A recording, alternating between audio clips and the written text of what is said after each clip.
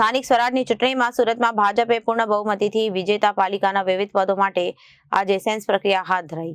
Mayor, deputy mayor, standing committee અને chairman શિક્ષણ સમિતિ સહિતના પદો માટે સેન્સ પ્રક્રિયા અને 3 નિરીક્ષકોની ટીમ સુરતમાં સેન્સ લેવા પહોંચી હતી. સ્થાનિક સ્વરાજની ચૂંટણીમાં સુરતમાં ભાજપ પૂર્ણ બહુમતીથી વિજેતા બની. પાલિકાના વિવિધ પદો પર માટે સેન્સ પ્રક્રિયા હાથ ધરાઈ અને mayor, deputy mayor, standing committee, chairman શિક્ષણ સમિતિ સહિતના પદો માટે સેન્સ પ્રક્રિયા 3 નિરીક્ષકોની ટીમ સુરતમાં સેન્સ લેવા પહોંચી. અંદાજિત 200 જેટલા વિજેતા ઉમેદવારોને સેન્સ લેવા અને હાલ સેન્સ લેવાની પ્રક્રિયા શરૂ કરી દેવાઈ છે.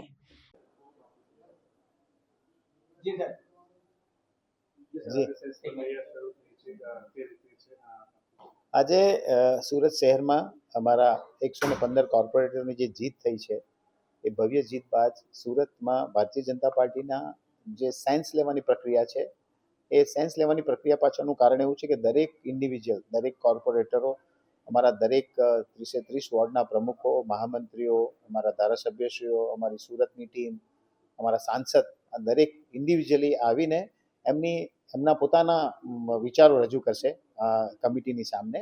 અને ત્યારબાદ અમારા પ્રદેશ અધ્યક્ષ ગુજરાત રાજ્યના શ્રી જગદીશભાઈ વિશ્વકર્માની અધ્યક્ષતામાં મળનારી મિટિંગની અંદર સ્ટેટ લેવલ ઉપર બાકીની ચર્ચાના અંતે નામો જાહેર કરવામાં આવશે.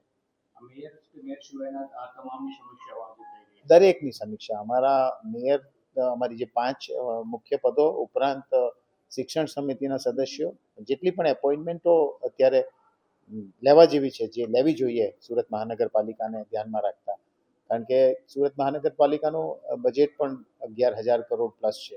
એ સંજોગોમાં અમે ઈચ્છીએ છીએ કે આ સેન્સ પ્રક્રિયા દ્વારા સારામાં સારા વ્યક્તિઓને આપણે એપોઇન્ટ કરીએ, જેથી કરીને સુરત શહેરનો વિકાસ, કે જે વિકાસના નામ ઉપર આજે ભારતીય જનતા પાર્ટીને સુરત શહેરના પ્રજાજનોએ ખોબે મત આપ્યા છે. તો એ વાતને પણ અમે ધ્યાનમાં રાખીને સુરત શહેરના વિકાસ, સુરત શહેરની સમૃદ્ધિ, સુરત શહેરની સ્વચ્છતા, આ દરેક વિષયોને ધ્યાનમાં રાખીને સારામાં સારી ટીમ સુરત શહેરને મળે એની કાળજી લેવામાં આવશે. એ તો મને અત્યારે તો એક્ઝેક્ટ સમય નથી ખબર, પણ 8-10 દિવસની પ્રક્રિયા હોય છે. પ્રક્રિયામાં મળી જશે. Reporter Arvind Rathod, Janadesh News, Surat.